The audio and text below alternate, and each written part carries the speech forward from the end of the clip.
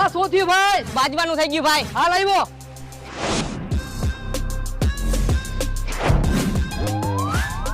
આ શું થયું ભાઈ? બાજવાનું થઈ ગયું ભાઈ.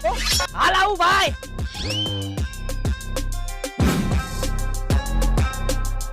આ શું થયું ભાઈ? બાજવાનું થઈ ગયું ભાઈ. એ હાલો.